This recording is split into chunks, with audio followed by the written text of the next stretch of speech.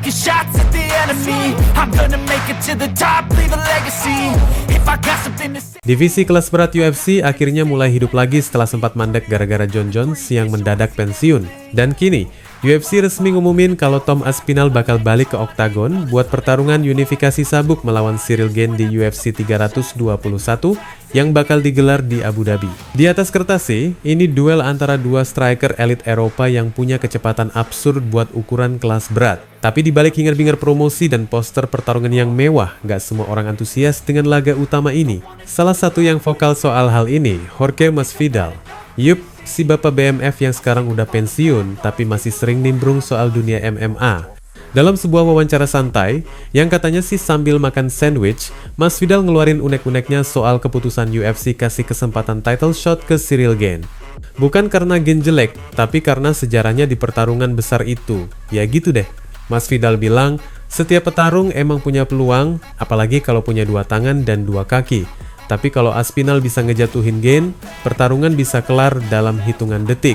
Dan jujur aja, gue nggak keberatan kalau itu kejadian. Tapi kenapa UFC malah kasih title shot ke Gane lagi? Rasanya aneh aja. Kalau dipikir-pikir emang ada benarnya. Ini bakal jadi percobaan ketiga buat Gane merebut sabuk utama. Yang pertama dia gagal lawan Gano, padahal sempat dominan di awal. Terus dia dapat kesempatan kedua lawan Jon Jones dan itu malah jadi malam terburuknya. Dibantai dalam waktu singkat dan kelihatan kayak nggak siap sama sekali. Sekarang dia dapat kesempatan ketiga. Padahal belum ada kemenangan penting setelah kekalahan itu selain lawan Spivac, yang notabene bukan penantang top juga. Sementara di sisi lain, masih banyak nama di divisi yang lebih panas dan layak dapat kesempatan. Jailton Almeida misalnya, yang baru aja bangkit lagi. Tapi ya, inilah UFC. Kadang mereka mikirin penjualan lebih dari sekadar prestasi. Tom Aspinall sendiri nggak banyak omong. Dia fokus latihan dan siap ngebuktiin kenapa dia sekarang dianggap sebagai wajah baru divisi kelas berat. Tapi buat fans dan pengamat, duel ini kayak punya dua sisi. Satu sisi bikin penasaran karena skill striking keduanya, tapi di sisi lain juga nunjukin bahwa politik dan popularitas kadang lebih punya suara ketimbang rekam jejak. Jadi balik lagi ke pertanyaan awal. Apakah Ciryl Gane layak dapat title shot lagi? Kalau ngelihat dari sisi marketing dan reputasi, mungkin iya karena namanya masih cukup besar dan gaya bertarungnya enak ditonton. Tapi kalau bicara soal keadilan dan siapa yang benar-benar layak, kayaknya pertanyaan ini masih bikin banyak orang geleng-geleng kepala. Taking shots at the enemy. I'm gonna make it to the top, leave a legacy. If I got something to say. Spekulasi soal comeback Jon Jones makin panas, apalagi sejak muncul wacana gelaran UFC mega besar yang disebut-sebut bakal digelar di lokasi paling simbolik di Amerika, Gedung Putih. Acara ini katanya bakal jadi pertunjukan sekali seumur hidup, satu kali tayang, satu kali geger dunia. Formatnya bukan sekadar fight night biasa, tapi pesta kelas dunia yang dihuni nama-nama elit olahraga tarung. Tapi di tengah semua hype dan daftar nama besar yang dikaitkan, satu sosok justru kemungkinan besar absen. Jon Jones, si legenda hidup UFC justru ditolak buat tampil di ajang prestisius itu. Menurut kabar yang beredar, Dana White sendiri yang angkat tangan, buat bos UFC itu memasukkan Jones ke acara seberisiko itu terlalu berbahaya. Alasannya simple. Nama Jones terlalu besar untuk dipertaruhkan di event yang belum punya fondasi kuat, dan citranya juga terlalu rapuh buat dibawa ke panggung segemerlap itu. Tapi dunia MMA emang penuh kejutan bro. Saat menghadiri event tinju bare knuckle versi IBA, Jones justru dapat tawaran lain yang gak kalah gila. Al Siesta, kepala organisasi tinju IBO, nyamperin dia secara langsung dan buka kartu. Kalau lu gak bisa tampil di Gedung Putih, gimana kalau lu tampil di jantung Rusia, Lapangan Merah? Lapangan Merah, buat yang belum tahu, adalah kawasan ikonik di tengah Moskow. Tempat yang jadi simbol sejarah, politik, dan kekuatan Rusia selama ratusan tahun. Belum pernah ada satupun ajang olahraga tarung yang digelar di sana, dan kalau Jones mau, itu bakal jadi sejarah baru. Tapi tunggu dulu, bukan cuma lokasi yang heboh. Siesta juga ngajak Jones buat duel lawan salah satu ikon terbesar MMA sepanjang masa, Fedor Emelianenko. Sebuah tawaran yang langsung bikin bulu kuduk berdiri, karena dua legenda dari era berbeda bisa saja akhirnya beradu nasib di arena yang belum pernah disentuh siapapun. Namun, respons Jon Jones justru bikin banyak fans terkejut. Alih-alih tergiur sama kemegahan duel itu, Jones justru nolak secara halus tapi tegas. Buat dia, Fedor adalah salah satu idola masa kecilnya. Sosok yang bikin dia jatuh cinta sama MMA dan yang selalu dia hormati dari jauh. Lawan seperti itu, kata Jones dalam hatinya, nggak layak dijadikan lawan, tapi pantas tetap dikenang sebagai inspirasi. Dana, I'll speak to you, my friend. And we get someone like Fedor Emelianenko, two boxers. Too old?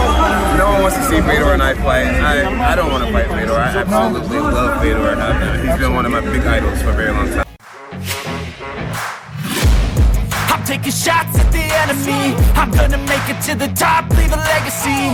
If I got something to say. Divisi kelas menengah UFC lagi-lagi disorot, tapi bukan gara-gara pertarungan seru atau rivalitas panas. Kali ini, perhatian justru datang dari kekhawatiran seorang mantan petarung yang udah ngerasain kerasnya oktagon dan kini duduk manis jadi analis, Din Thomas.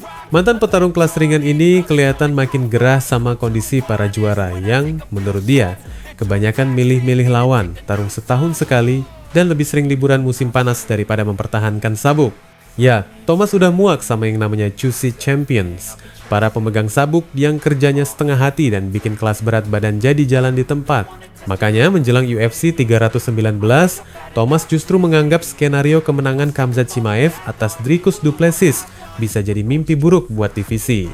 Menurut dia, kalau Chimaev sampai beneran juara, itu bukan kabar baik, malah bisa jadi bencana. Bukan karena Thomas meremehkan kemampuan Chimaev, tapi karena sejarah Borz selama ini penuh dengan ketidakpastian.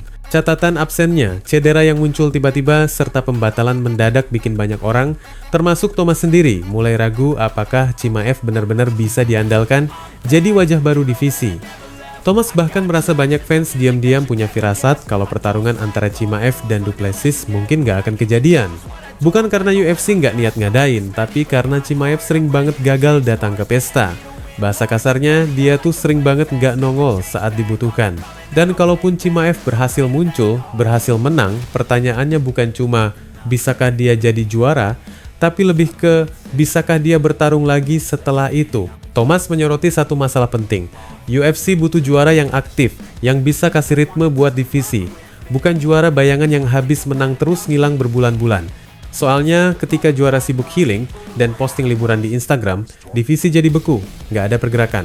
Petarung lain nunggu antrian nggak jelas. Dan fans, ya mulai bosen teman-teman. But you have Khamzat wins, it's a disaster actually, because you know you can't tell me that a part of you is just like thinking this fight actually might not happen. Some of these guys are just habitual in terms of not making it to the dance. I'm not going to be pessimistic about it and say he's going to show up. But my point is that if he does show up and he does win, do we trust him to be able to fight again?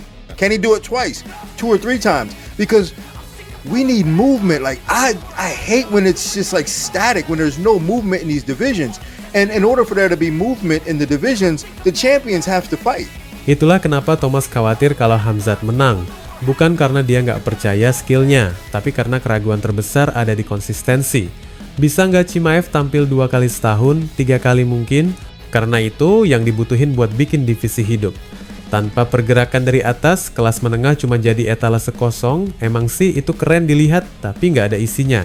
Wassalamualaikum warahmatullahi wabarakatuh.